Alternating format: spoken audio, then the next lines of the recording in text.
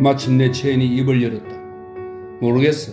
장을 죽이는 문제라면 알겠지만 내 생각엔 저 볼록인이라는 자도 마찬가지야. 그는 싸워 죽이는 것이 아니고 그저 복종만을 알고 있어. 우리들 같은 생활에는 무엇이든 확실한 게 필요하거든. 그에게는 실행을 실천하는 게 확실한 일이지. 마치 나로서는 죽이는 게 확실한 것처럼 말이야. 그는 다시 입을 다물었다. 자넨 자주 꿈을 꾸나? 다시 불쑥 물었다. 아니, 어쨌든 그다지 꿈을 꾼 기억은 나지 않으니까. 나는 거의 밤마다 꿈을 꾸거든. 그뿐 아니라 멍하니 정신이 나가는 때도 있고 몽상에 잠기는 때도 있어. 땅바닥에 고양이 그림자가 나타난다거나 살인을 할 때 어려운 건 죽이는 일 자체가 아니야. 쓸데없는 생각을 하지 않기가 어려워. 그 순간에 문득 자기 속에 일어나는 상념들보다 강해지는 것. 그게 어려워. 침통한 기분일까? 체인의 어조만으로는 그걸 판단할 수가 없었다. 그리고 어두워서 그의 얼굴도 보이지 않았다. 적막한 밤거리에는 멀리 숨막힐 듯한 자동차 엔진 소리가 바람과 함께 사라지고 말았다. 바람이 잔 뒤에는 밤의 장뇌 냄새가 섞여 과수원의 향기로운 냄새가 풍겨왔다. 그것뿐이라면 또 아냐? 몽상은 더 질색이야. 짐승들이 말이야. 쟤는 혼자 다시 되풀이했다. 짐승들이 특히 문어 따위가 늘 머리에 떠오른다 말이야. 광막한 어둠 속이지만 기호는 밀폐된 방 안에 있는 것처럼 체인을 가깝게 느꼈다. 오래전부터 그런가? 아주 오래전부터지. 기억나는 한 늘 그랬으니까. 얼마 전부터 좀 뜸해졌지만.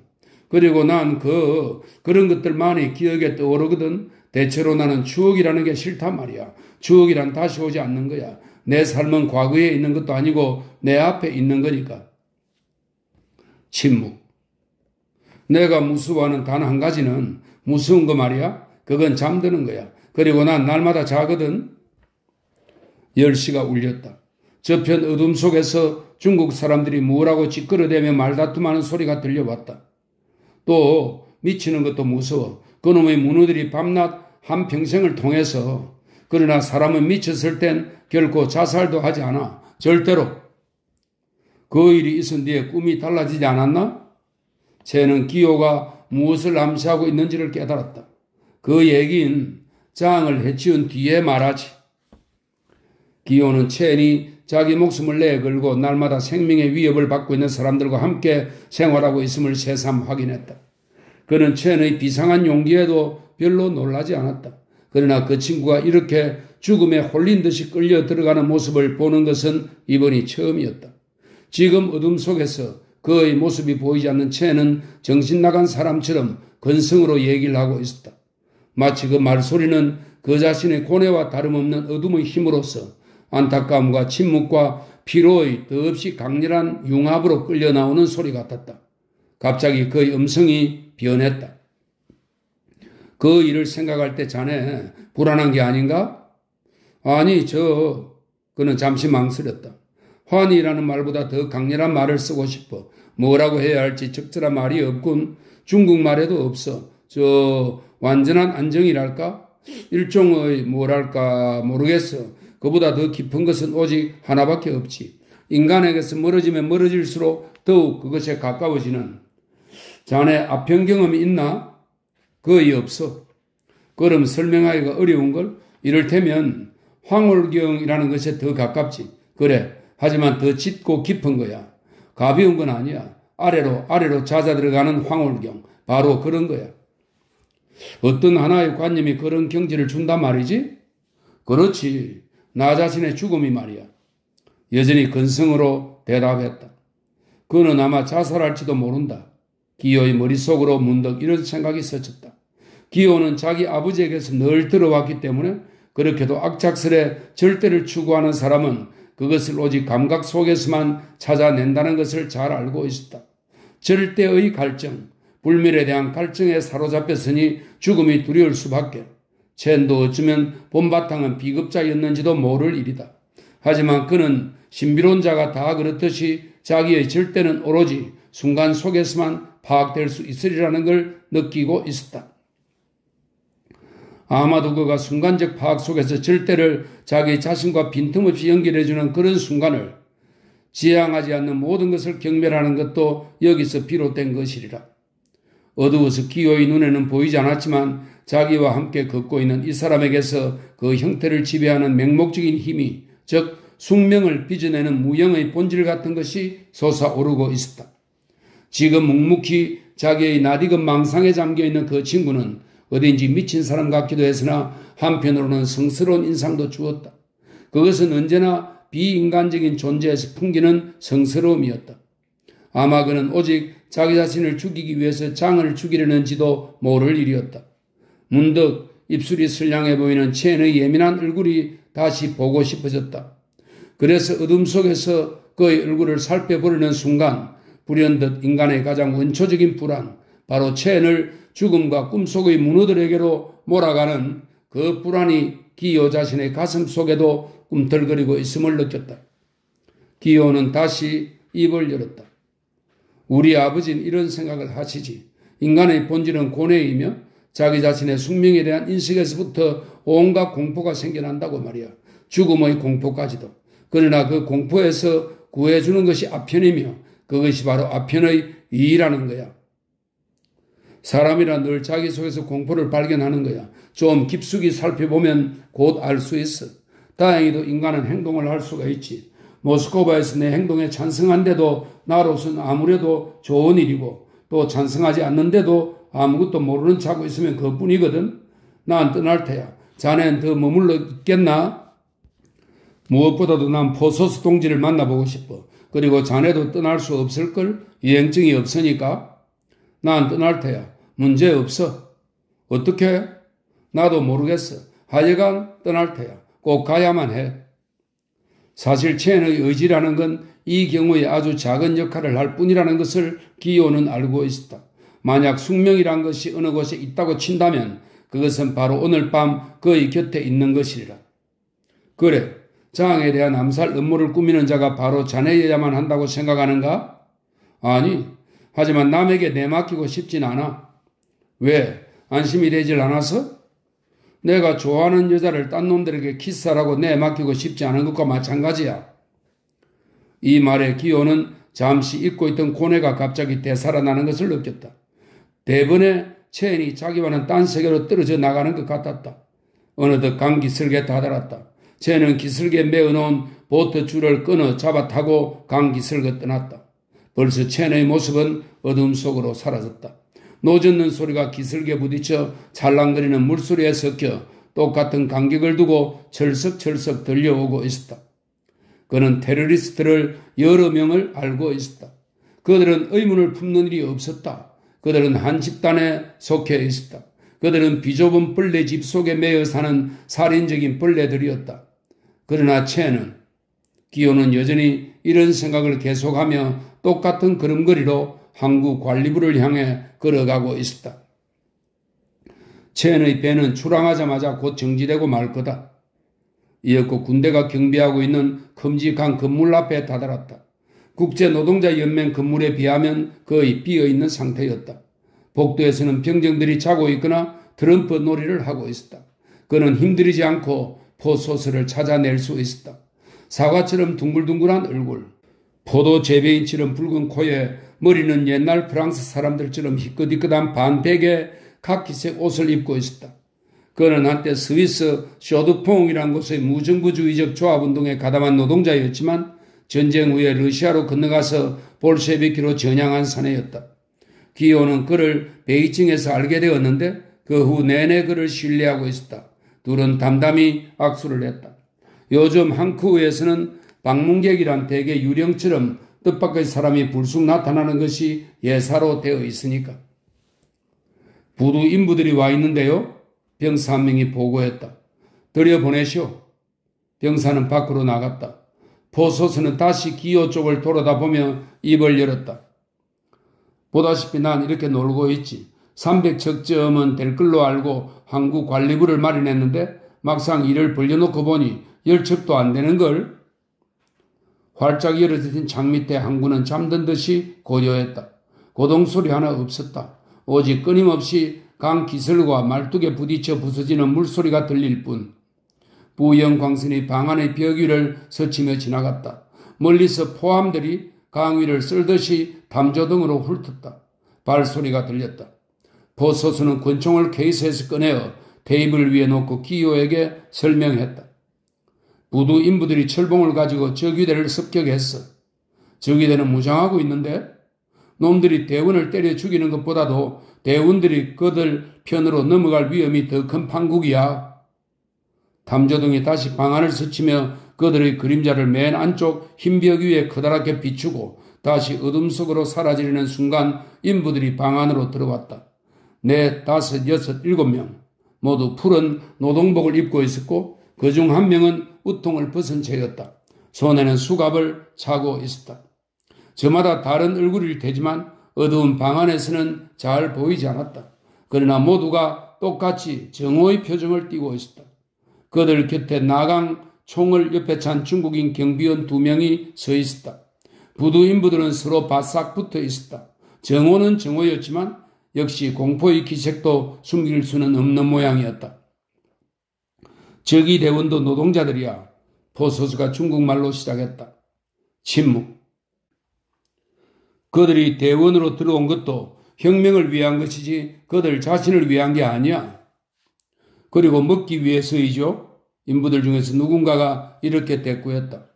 싸우는 사람들에게 식량 배급을 주는 건 당연하지. 식량 배급은 다시 뭘 하지? 도박 미천이라도 하나? 골고루 나눠주지.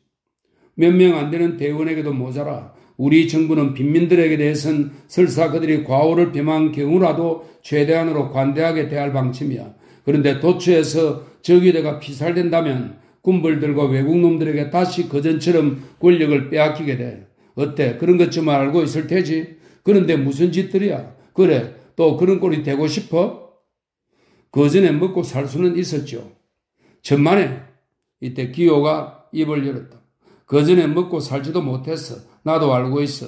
나 자신이 부두 노동자였으니까. 그러니 그저 굶어 죽는 걸 기다리느니 차라리 인간다운 인간이 되기 위해 목숨을 내놓는 거야. 어렴풋이 불빛을 받고 있던 그들의 눈 흰자위가 약간 커졌다. 북부지방 사투리로 자기도 품팔이꾼이었다고 하는 자를, 재킷을 걸친 일본 사람 비슷한 작자를 더 자세히 보려는 눈치였다. 밤낮 약속뿐이야. 그들 중에서 나지막한 소리가 들려왔다. 그러자 또 한 놈이 그 뒤를 받았다. 왜 아니겠어? 무엇보다도 우리에겐 파업할 권리와 굶어 죽을 권리가 있을 뿐이야. 내 동생이 군대에 있는데 그럼 어째서 군에서는 병정들의 조합을 만들겠다는 사람을 내쫓았지? 어조가 차츰 높아지고 있었다. 당신네는 러시아 혁명이 단 하루에 이루어진 걸로 아나? 포소스가 물었다. 러시아 사람들이야 그들이 하고 싶은 일을 했을 따름이죠. 여기서 이러쿵저러쿵 해보았자 소용없는 일이다. 문제는 다만 그들의 반항심이 어느 정도로 뿌리 깊은 것인가를 떠보는 것이었다. 적위대를 공격한다는 건 반혁명적인 행동이야. 사형감이야. 그것쯤은 알고 있을 테지? 침묵. 만약 당신들을 석방해 준다면 뭘 할 작정인가? 이 말이 떨어지자 그들은 서로 얼굴을 쳐다보았다. 권총이며 수갑이 있었지만 그래도 기호가 보기에는 곧 중국 특유의 흥정 분위기가 조성되고 있음을 느꼈다. 이제까지 그는 중국 혁명에서 번번이 그 중국식 흥정에 부딪혀 왔던 것이다. 일자리를 주겠소? 포로 한 명이 물었다. 생기면 주지. 그럼 만약 그때까지 적위대가 우리들이 벌어먹는 것을 방해한다면 우린 적위대를 공격할 거요. 난 사흘 전부터 먹지 못했어요. 아무것도. 감옥에서는 음식을 준다던데 정말이요? 이제까지 입을 다물고 있던 포로가 물었다. 가보면 알 거야. 포소스는 그 이상 아무 말도 하지 않고 초인종을 울렸다. 민병대 대원들이 들어와서 그들을 끌고 나갔다. 이번에는 프랑스 말로 포소스가 말을 이었다.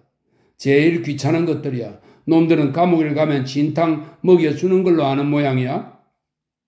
왜? 좀 더 놈들을 슬프게 보지 그랬어? 일부러 불러오지 않았던가? 포소스는 어쩔 수 없다는 듯이 어깨를 으쓱해 보였다. 여보게, 혹시나 놈들에게서 딴 얘기를 끌어낼 수 있을까 하고 불러들였던 걸세. 하지만 저것들과는 전혀 딴판인 사람들도 있어. 아무 보수도 요구하지 않고 하루에 15시간씩 묵묵히 일하는 자들도 있거든. 그리고 그들은 우리가 승리를 거두고 편안히 살 때까지 한결같이 걸을 거야. 어떤 일이 일어나도 말이야. 포소스의 스위스식의 말투에 기요는 어리둥절했다. 포소스가 빈 것이 우습다. 그의 이가 방금 방에서 나간 부두 노동자들의 눈처럼 희미한 불빛 속에서 번쩍거렸다. 그 이 위에 어렴풋이 수염이 덮여있는 것이 보였다. 시골에서 살면서도 용케 고스란히 성한 일을 가지고 있네거려? 아니 천만에 여보게 말 말게. 이건 창사에서 해는 의치야. 치과에서 하는 혁명에도 별로 영향을 받지 않는 모양이야. 그런데 자네는 파견되어 왔는가? 여기서 대체 뭘 하고 있는 거야? 기호는 첸의 얘기만 빼고 그에게 자세히 이야기했다. 포소스는 불안을 느끼며 그의 얘기를 듣고 있었다. 이것 보게. 그건 다 있을 수 있는 일이면서도 아주 난처한 일이야. 나도 한 15년 동안 시계 직공 노릇을 했기에 서로 연결되어 있는 톱니바퀴 조직이라는 게 어떤 것인가를 잘 알고 있네. 만약 국제노동자연맹을 신뢰할 수 없다면 아예 당에는 들어가지 말아야 하네. 그런데 그 국제공산당의 반수는 지금 우리가 노동자 농민 평의회를 조직해야 한다는 의견이거든. 국제노동자연맹에는 우리를 지도하는 전반적인 노선이 있으니까 거기 복종해야지. 그리고 무기를 반환해야 한단 말이지. 우리 보고 플로레타리아에게 총을 쏘도록 하려는 그런 노선 따위는 필연적으로 잘못된 것이지 뭔가. 농민들이 토지를 손에 넣으려고 하면 적군을 시켜 그들을 탄압하려고 장군들이 계략을 꾸미고 있는 중이야. 자네 같으면 어찌겠나? 하라는 대로 농민들에게 총뿌리를 겨눌 텐가? 사람이란 만사에 완전할 수는 없지. 나 같으면 공중에다 대고 쏘겠네. 그리고 우리 동지들도 아마 그렇게 할 걸세. 물론 그런 일이 일어나지 않아야겠지만 그러나 그것이 핵심적인 문제는 아니지. 여보게 좀 생각해 봐. 이건 마치 바로 내 눈앞에서 어떤 놈이 자네를 겨누고 있는 것이나 다름없단 말이야. 그런데 우리는 지금 근총 탄환이 위험하지 않다는 둥 논쟁을 하고 있는 거지. 장은 우리를 학살하지 않고는 못 베기거든. 그리고 지금 우리 동맹군이라는 이곳 장군들도 곧 장과 마찬가지로 될 테지. 그리고 그것이 그들에게는 아주 논리적인 귀결이거든. 우리는 결국 당의 위험도 지키지 못하고 학살당하는 셈이야. 우린 그 땅의 위험이라는 걸 날마다 장군 따위들과 함께 장녀집에 갖다 버리는 거나 다름없단 말이야. 마치 그곳이 꼭 알맞은 자리라는 듯이. 만약 저마다 제멋대로 행동한다면 만사는 뒤틀리고 마는 거지. 국제노동자연맹이 성공하는 날엔 사람들은 만세를 부를 것이고 또 그래서 안 될 것도 없지. 그러나 우리가 지금 국제노동자연맹의 발밑에서 방귀를 든다면 국제노동자연맹이 중도에서 거꾸러지고 말 것은 확실하단 말이야. 요는 어떤 일이 있더라도 인터내셔널이 성공해야만 해. 그런데 적군을 시켜 농부들에게 총뿌리를 겨누게 한다는 얘기는 나도 잘 알고 있지만 자네는 그걸 확실하다고 믿나? 정말 확실하다고 할 수 있는 건가? 자네 눈으로 똑똑히 본 건 아니지. 그리고 어쨌든 자네가 일부러 그런 얘기를 꾸며서 할 사람이 아니라는 건 나도 잘 알고 있네만 그래도 하여간 그런 풍설을 그대로 믿는 것이 자네의 이론에 편리한 게 아닌가? 그런 얘기는 지금 우리끼리로 충분하네. 그 이상 다투어 보았자 아무 소용없고 또 반년이 걸리는 조사를 계획할 시기도 아니지. 논쟁은 해서 무엇하는가? 기호가 설복하고 싶은 것은 포소스가 아니고 상하이의 동지들인 것이다. 그리고 아마 그들은 지금쯤은 벌써 결단을 내리고 있을지도 모를 일이지. 마치 기호 자신이 항크에서 방금 목격한 광경에 의해 자기 결심이 옳았다는 자신감을 다시금 갖게 된 것처럼 이제는 항크우를 떠나고 싶은 생각밖에 없었다. 이때 중국인 하사관 한 명이 방 안에 들어왔다. 얼굴선이 길쭉하고 몸이 약간 앞으로 구부정한 모습이 마치 굽은 상아를 그대로 이용해 만든 인형 같았다. 몰래 배를 올라탄 자를 한 명 붙잡았습니다. 기호는 바짝 귀를 기울였다. 그자는 당신에게서 항크 출발 허가를 받았다고 합디다. 동치훈이라는 상인인데요. 그 말을 듣고 기호는 한숨을 내쉬었다. 아무도 허가 내준 일이 없어. 난 모르는 일이야. 경찰로 넘겨. 포소스가 말했다. 돈 많은 자들이 붙들리면 대개는 어떤 관리 이름을 끌어대게 마련이었다. 그래서 요행이 그 관리와 단둘이서 만나는 기회를 가질 수 있게 되면 그 관리에게 돈을 제공하는 것이었다. 이것은 꼼짝 못하고 총살당하는 이보다는 훨씬 현명한 방법이었다. 잠깐! 포소스는 서류철에서 명부를 한 장 꺼내들고 이름을 중얼중얼 읽어 내려갔다. 옳지. 여기도 있는 놈이로군. 요 주위 인물이다. 경찰 보고 처리하라지. 하사관이 밖으로 나갔다. 그 명부는 노트 한 장을 찢어 기입한 것으로 앞지 위에 그대로 놓여 있었다. 기호는 여전히 체한 생각을 하고 있었다. 이건 요주의 인물의 명부야. 마지막 인물들은 배가 떠나기 전에 전화로 알려온 거지. 기호가 그 명부를 유심히 들여다보는 것을 보고 포소스가 말했다. 기호는 손을 불쑥 내밀었다. 명부에는 14명의 이름이 적혀 있었다. 체인의 이름은 들어있지 않았다. 그러나 체인이 조급히 한커우를 떠나려 하고 있다는 것을 볼록인이 몰랐을 리 만무했다. 그리고 어쩌다 체인의 출발을 주의시켰다 할지라도 그것은 단순히 신중을 기하기 위해서 그랬을 뿐이었을 것이다. 문득 다음과 같은 생각이 기호의 머리를 스쳤다. 국제노동자연맹은 그저 장의 암살에 대한 책임을 지고 싶지 않다는 게로군. 하지만 그런 불상사가 일어나더라도 아마 별로 실망하지 않을지도 모른다. 아까 볼록인이 체인에게 그렇게 애매한 대답을 한 것도 그 때문이 아닐까? 기호는 명부를 돌려주었다. 체인은 아까 난 떠나겠어 하라고 말했던 것이다. 체인이 예고 없이 불쑥 나타났고 볼록이는 의미심장한 침묵을 지켰고 그리고 이 요주의 인물 명부. 기호는 모든 것을 깨달았다. 그러나 체인의 일거일동이 또다시 그를 살인으로 이끌어가고 모든 사태까지도 살인자로서의 체인의 운명에 끌려 들어가는 듯 했다. 불나방들이 램프 불 주위에 모여들어 뱅뱅 돌고 있었다. 아마 체인도 자기 스스로 불을 켜고 몸을 태우려는 불나방 같은 것인지도 모른다.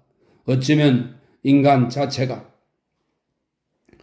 인간이란 남의 운명밖에는 보지 못하는 것일까?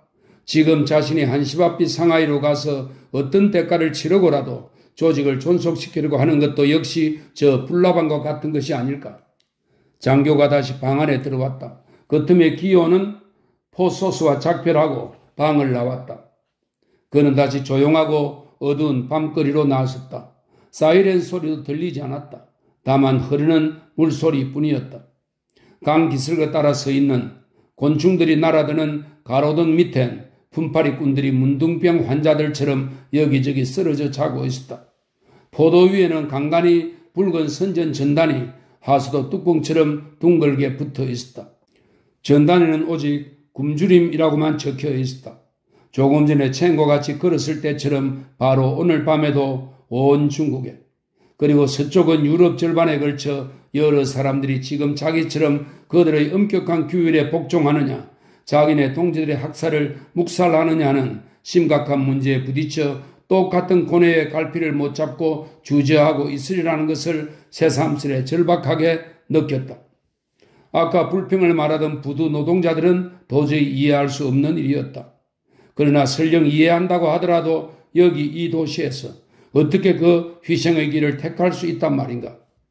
서양이 4억 중국 인민들의 운명을 어쩌면 서양 자신의 운명을 지켜보고 있는 이 도시에서 어떻게 지금 그런 희생을 택할 수 있단 말인가?